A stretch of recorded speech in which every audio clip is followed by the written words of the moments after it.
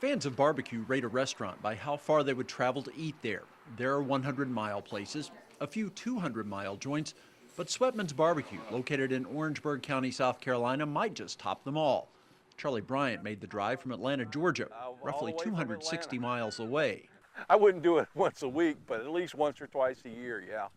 The notebook that people sign gives an indication of the widespread popularity of Sweatman's. Mobile, Alabama, San Dimas, California, Elkhart, Each day that Sweatman's operates, there are lines of people waiting to get in before the doors open at 11:30. Those who come to eat usually have to fill orders placed by friends who couldn't make the trip. 2 large dinners, he specified dark meat with skin, and a buffet. Don't want to forget my own. It's the best barbecue ever.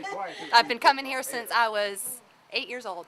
It's a buffet for those who eat inside the restaurant. The staff will fix plates for the customers coming through the takeout area. The barbecue is consistent throughout. I've eaten barbecue in South Carolina. I'm a connoisseur of good barbecue, southern barbecue in Georgia and North Carolina. Sweatman's tops all states. Every region has their own different style of sauce, their own different way of preparing. And so I just think that Sweatman's is unique in that manner, being low country South Carolina. See how it looks now. A lot of effort goes into making a product that is so well loved. It's so much work that Sweatman's only opens on Fridays and Saturdays. It takes us all week just to get everything ready for those 2 days. Everybody who works here takes Sunday off, then the whole process gets started again on Monday. They've considered opening more than 2 days a week, but it's just not possible with the way they do things. You probably could, but we'd have to get a lot more help because it's really it takes 4 days to get everything ready to cook on Friday and Saturday. This all takes so long because Sweatman's crew takes no shortcuts. The man they call Little Joe has been working the pit for years. Everything is done back just like how we used to do it even years ago when people first started barbecue. Many other barbecue places have switched over to gas. Here they burn hickory, oak, and pecan wood to produce the embers over which the meat is cooked. We still doing it, the manual work and going out and getting our own wood. You know, we don't rush to do it. It's just a slow process anytime you're cooking barbecue. Nobody here would even think about doing it differently. I guess just because it was handed down from the family years back, and we just want to keep it the same. At Sweatman's, they are sold on the notion that you get out of the barbecue that which is put in. When you put time in something, it's got to come out right. But if you go with the rush job, that's what you're going to get. Crews begin actually cooking the hogs 1 day before the restaurant opens. It takes 12 to 14 hours for the pork to be done. These hog head that we cooked last night is for Friday. And the hogs that we gonna cook this afternoon is for Saturday. So it's always fresh. You know, we don't try to cook 1 day and serve 2 days.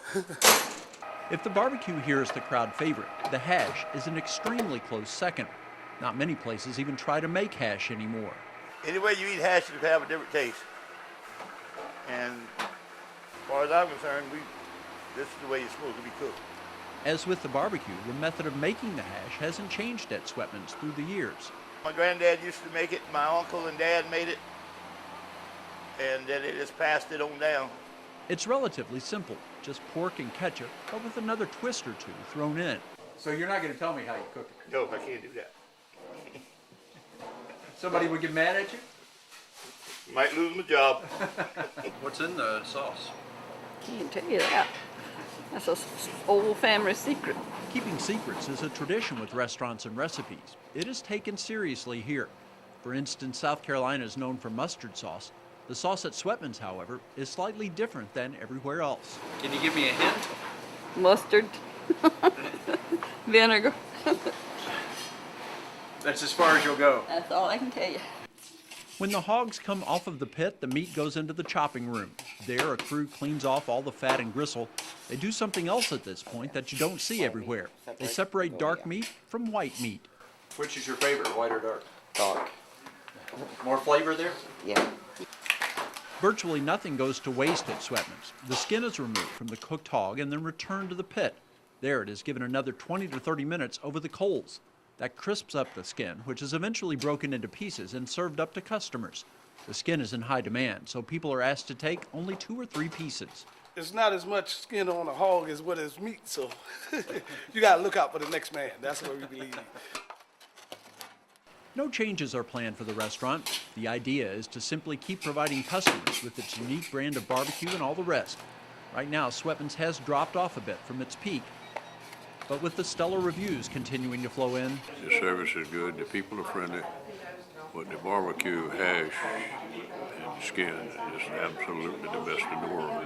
its place among the top barbecue joints in South Carolina is secure.